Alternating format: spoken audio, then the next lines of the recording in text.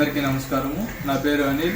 మాది అర్జంగ్ రోడ్లోని ఆటో నగర్లో Anil inverters and battery works నందు స్పెషల్ ఆఫర్స్ కలవు. సర్వీస్ మా ప్రత్యేకత. మా యొక్క షాప్ నందు బైక్ బ్యాటరీస్ భారీ తక్కువ ధరలకి లభించును. మరియు పాత బ్యాటరీలు కేజీ 100 రూపాయల లెక్కన కొనబడును. కావున ఈ అవకాశాన్ని దర్శి నియోజకవర్గ ప్రజలు సద్వినియోగం చేసుకోవాలని మేము కోరుతున్నాము. మన దర్శి వార్తలు ప్రేక్షకులకు నమస్కారం. వార్తలు సమర్పిస్తున్నది మీ గంగిశెట్టి రామస్వామి. రైతన్నలు జాగ్రత్త. ఆరుగాలం కష్టించి పండించిన పంటను రైతులు సక్రమంగా అమ్ముకొని సొమ్మును ఇంటికి చేర్చుకునేంత వరకు జాగ్రత్తలు పాటించటంలో ఏ చిన్న నిర్లక్ష్యం జరిగినా పంట దొంగల పాలయ్యే ప్రమాదం ప్రస్తుతం పొంచి ఉన్నాయి. అందుకు సాక్ష్యమే దర్శి మండలం చలివేందర్లోని 2 రైతులకు చెందిన కొన్ని క్వింటాళ్ళ మిరపకాయలు దొంగల పాలు కావటం జరిగినట్లు తెలిసింది.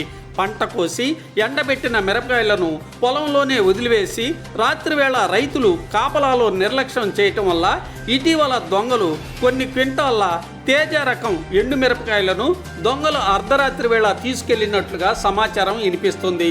కుటుంబం అంతా రాత్రింబవుళ్ళు కష్టపడి పండించిన పంటను సక్రమంగా అమ్ముకొని లారీలలో తరలిపోయే వరకు తగు జాగ్రత్తలు పాటించాల్సిందే. నిర్లక్ష్యం కానీ పొరపాట్లు కానీ జరిగితే రైతులు నష్టంతో కష్టం భరించాల్సి వస్తుంది. ఆరబెట్టిన పొగాకును కూడా కొన్ని చోట్ల దొంగలు తీసుకెళ్తున్నట్లు కూడా పలువురు అనుకోవటం వినిపిస్తుంది. ఏది ఏమైనా ప్రస్తుతం పంటలకు ఎక్కువ రేట్లు ఉన్నందున పంటల పట్ల కాపలా ఎంతో అవసరమని గుర్తుంచుకోవాలి.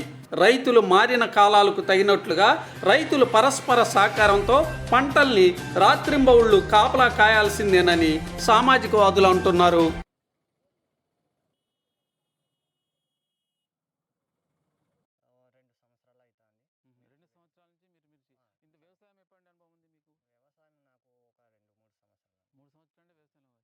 సో ఇప్పుడు ఈ 6 ఎకరాల వ్యవసాయం చేస్తుందా? ఇంతకుముందు మిర్చి